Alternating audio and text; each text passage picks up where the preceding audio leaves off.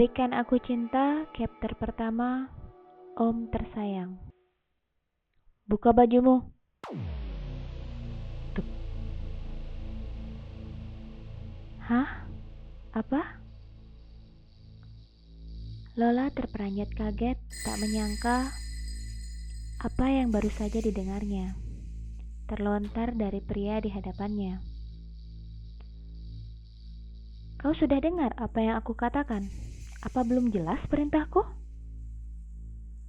Pria di hadapan Lola duduk begitu tenang tanpa ada beban setelah mengutarakan perintahnya. Glek. Lola hanya mampu menelan salivanya. Sungguh dia tidak menyangka akan mendapatkan perintah seperti ini. Kalau kau tak sanggup melakukannya, segera keluar dari ruangan ini. Jawab pria yang masih duduk di tempatnya dan menatap Lola dengan pandangannya yang dingin. Dan dia sepertinya tidak peduli kalaupun Lola tidak ingin menuruti perintahnya. Itu... Apa aku harus membuka pakaianku? Kita kan baru kenal. Lola akhirnya memberanikan diri memberikan pertanyaan pada pria di hadapannya. Apa? Baru kenal? Hah, aku tidak mengenalmu. Toeng. Sungguh jawaban yang tidak pernah terpikirkan oleh Lola akan diberikan oleh pria itu di hadapannya. Tapi kan tadi kita sudah berkenalan, Om. Waktu aku masuk ke ruangan ini. Lola mencoba untuk membela dirinya. Aku hanya menanyakan namamu, dan aku hanya menyebutkan namaku. Tapi kita tidak saling kenal satu sama lain. Jawab pria itu lagi. Lalu tangannya kembali menuju ke arah pintu. Aku di sini tidak untuk diwawancarai olehmu. Kalau kau tak sanggup untuk melakukan perintahku, sebaiknya kau keluar dari ruangan ini. Tunggu bentar, Om. Lola kali ini benar-benar berpikir sambil menatap pria di hadapannya. 1 menit. Kalau 1 menit kau tak bisa mengambil keputusan, sebaiknya segera keluar dari ruangan ini. Perintah pria yang dipanggil oleh Lola dengan panggilan Om. Sebenarnya pria berjas biru dongker belum terlalu tua juga. Usianya mungkin berbeda kurang lebih 15 tahunan dari usia Lola yang masih 18 tahun. Iya, tapi boleh nggak kalau aku tanya satu pertanyaan lagi? Lola langsung memberikan pertanyaan karena tidak ingin kehabisan waktunya. Pria yang masih duduk dengan tenang itu tidak menjawab, hanya menatap Lola. Om, apa Om baru mau menjadi sugar daddy-ku kalau aku melepaskan pakaianku sekarang? Dengan suara agak ragu, Lola mengutarakan pertanyaannya. Dan tanpa malu-malu, pria itu menganggukkan kepalanya. Ya iyalah, masa iya aku mau memeliharamu kalau aku tidak tahu bagaimana dalamanmu? Jawabnya singkat, padat dan jelas. Tidak ada basa-basi dan langsung pada intinya. Kata itu saja yang bisa diutarakan oleh Lola sambil menelan salivanya.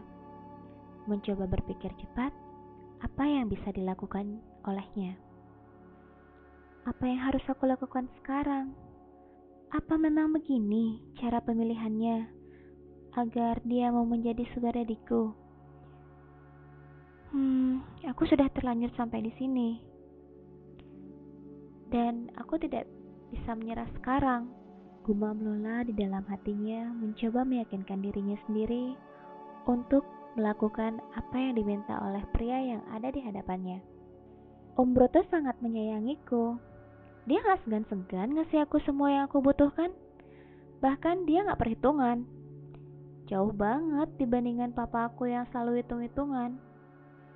Om Bram juga sama. Dia sayang banget sama aku. Malahan, apartemen ini dia beli khusus buat aku. Awalnya aku pikir cuman dipinjemin buat tinggal aja. Taunya aku yang surprise dong. Surat-surat apartemennya semua udah atas nama aku. Ya ampun guys, Om Tito tuh sangat mendukung karir aku. Lihat deh, aku dapat kontrak untuk iklan produk sabun dan nilainya lebih dari 500 juta. Obrolan Lola dengan 3 sahabat terdekatnya yang memang sengaja mencari pacar sementara, om-om kaya raya dan bisa memenuhi semua kebutuhan mereka. Meli yang memiliki kesulitan ekonomi sangat terbantu dengan Om Broto yang mau membiayai semua kebutuhan pendidikannya. Rina yang memiliki gaya hidup glamor tapi orang tuanya hanyalah pegawai biasa, tak bisa memenuhi kebutuhannya, sehingga perkenalannya dengan Om Bram bisa membantu Rina untuk memenuhi hasratnya memiliki barang-barang branded. Tak jarang, Om Bram juga sering mengajaknya jalan-jalan ke luar negeri. Sedangkan Dea yang memiliki impian untuk menjadi artis terkenal sangat terbantu oleh Om Tito. Sehingga sekarang banyak sekali job bertaburan untuknya. Dan yang paling penting, yang ditekankan oleh mereka adalah para sugar daddy-nya sangat menyayangi dan memuliakan mereka. Selalu berusaha untuk memenuhi semua keinginan dan harapan mereka, membuat hati Lola berdecak iri. Dari mana kalian bisa kenalan sama om kalian itu? Lola bertanya, berpura-pura cuek tapi penasaran dengan kenalan teman-temannya. Dari Mami. Mami? Lola bertanya balik pada 3 sahabatnya. Mereka menganggukkan kepalanya. Mami Ajeng yang kenalin kita sama kesayangan kita. Jelas Dea menjawab pertanyaan dari Lola sambil menunjukkan akun media sosial milik Mami Ajeng. Lola hanya melirik dan menganggukkan kepalanya, masih seakan hanya sepintas lalu. Tapi sebetulnya dalam hati Lola memendam suatu perasaan yang tidak diucapkan kepada 3 sahabatnya.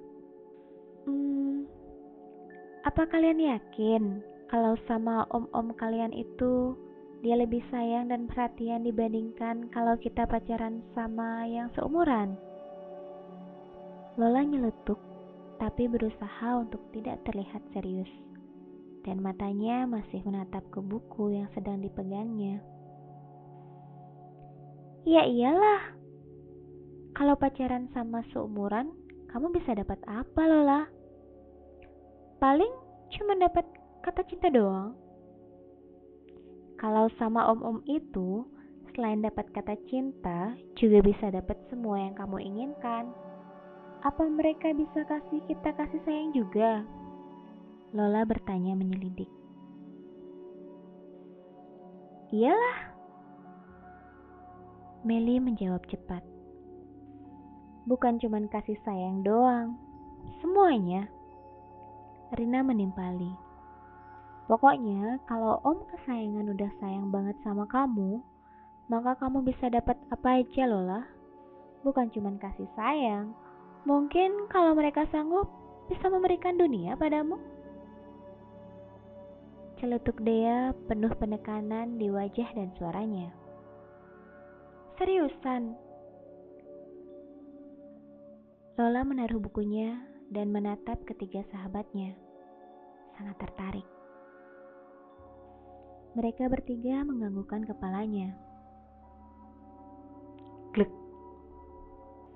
Lola menelan salivanya. Pikirannya kemudian melayang-layang memikirkan semua yang dikatakan oleh teman-temannya. Mami Ajeng. Gumam Lola dalam hatinya mengingat-ingat nama yang tadi disebut oleh teman-temannya. Apa benar yang dibilang oleh mereka kalau om-om itu sangat perhatian dan sayang pada kita? Gumam Lola lagi dalam hatinya yang masih sanksi dengan kalimat yang diucapkan oleh teman-temannya. Tetapi ada rasa penasaran sehingga Lola memberhentikan mobilnya di bahu jalan dan membuka handphonenya. Klik. Lola membuka kunci handphonenya lalu membuka Instagramnya dan mencari nama Mami Ajeng. Sesuai dengan yang dikatakan oleh ketiga temannya. Hah?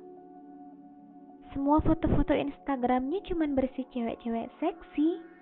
Banyak sekali.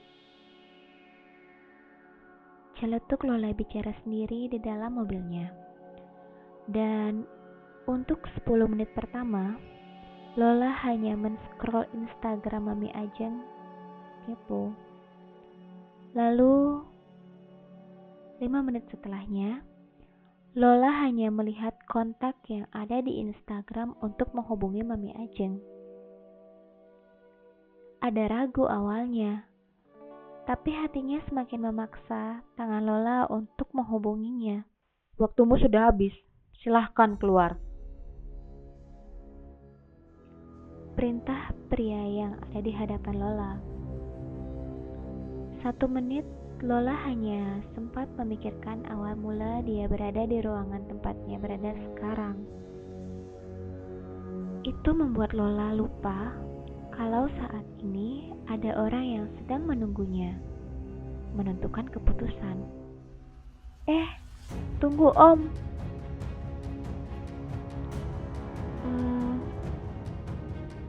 Aku setuju.